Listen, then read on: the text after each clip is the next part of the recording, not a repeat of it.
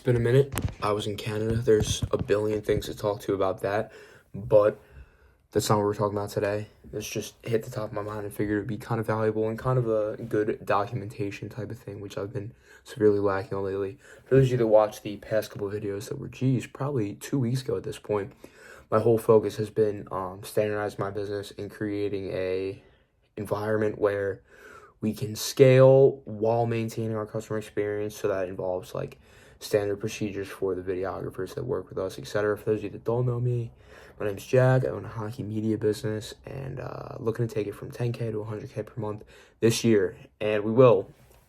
So one of the things I'm learning along the way is, I think when I left off, I made a whole videographer manual that I thought was like foolproof. And that's kind of what everyone thinks at first. You think like, your first time is going to be like, oh yeah, like this is great.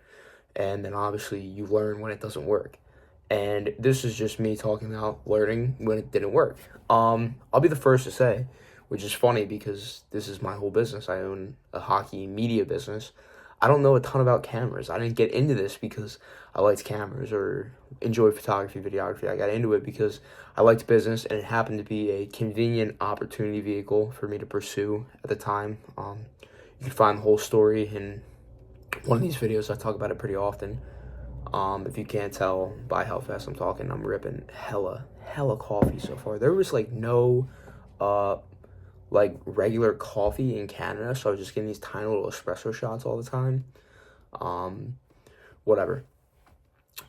What was I saying? Yeah, I don't know a ton about cameras, right? So I'm putting together this videographer manual with just the basic settings. Like, I don't know, if you don't know a ton about cameras, this isn't gonna make sense either, but like ISO, shutter speed, aperture, stuff like that. Like, those are the main things that kind of like affect the quality of the video. And if someone screws it up, it's screwed up. So I figured like if we had a general range that would work throughout most hockey rinks and make it look as good as that camera could possibly look, that would be great, right? And this one person who I've been having do a lot of my stuff lately because she's been killing it,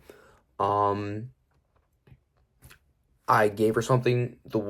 I was in Canada for 2 weeks, right? So I gave her something the first week in Canada, and it looked good. But I noticed like when she would zoom out, it would get super bright, and I'm like, that's kind of weird. Like, I wonder why that is. Like, it like super overexposed, like a freaking light flashing in your eye. And I was like, all right, I'm gonna say something to her. And of course, my dumbass did not say anything to her before the next game because I'm in Canada scrambling around like a crazy person. So it's just another game. And this game's on Sunday. And I just edited this game yesterday. I'm like, damn, like this stuff is all real. Like, it's the same problem. It's really bright. So I'm like, what? Like, is the ISO too high? Like, what is it? Because ISO affects brightness. But I noticed it was only when like her camera zoomed out, it got super bright. But like when it was fully zoomed in, the video looked great. It looked perfect, like exactly how I wanted to. And I'm like, is she like not, is the ISO too high? Is she not following our standard guidelines, etc.? And I sent it to my buddy who does know more about cameras, like my right-hand man. I sent it to him, and he's like, bro, my iPhone storage just cut off. Okay. So I show it to the kid, and he's like, well, her lens has variable aperture. I'm like, what does that even mean? He's like, so aperture affects like how much light is getting in on the lens, I think. Don't quote me on that. But like, so like when you zoom in, there's a certain level of aperture. But when you zoom out, there's a different level of aperture. And on the Puck Pro Media videographer manual guidelines, it said use the lowest aperture your camera can possibly be.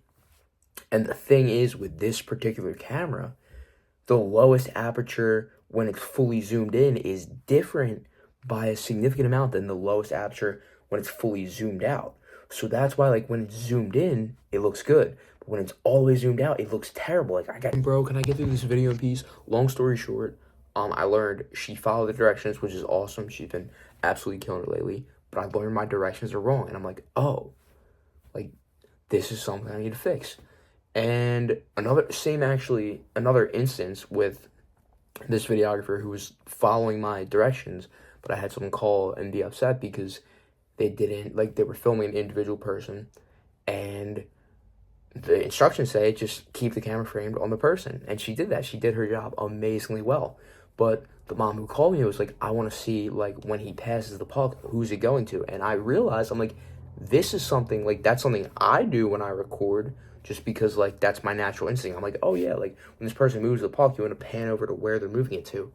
I didn't say that in the directions. So it's just like little learning things I'm realizing that like, this is gonna take some time to get everything up to speed, and there's probably a lot that I'm just not even accounting for that's gonna happen. So that's definitely one thing I've learned in business forever. It's like your first time's never necessarily going to work. You're gonna realize there's a lot more messed up with your whole plan than you think it is. That's why I don't understand why people don't just start. It's a little fun end rant. But you'll only learn when you have the context to learn. Like if I didn't have these people operate on the procedures that like I made, I wouldn't know what's fucked up with the procedures. So you just gotta do it. Make them do it. Like whatever you need to start it, because you're gonna be wrong at first. So I guess that's my little lesson of the day. I'm out. Plenty more stuff coming soon. I have so much stuff to talk about, but just getting back into the YouTube game real quick.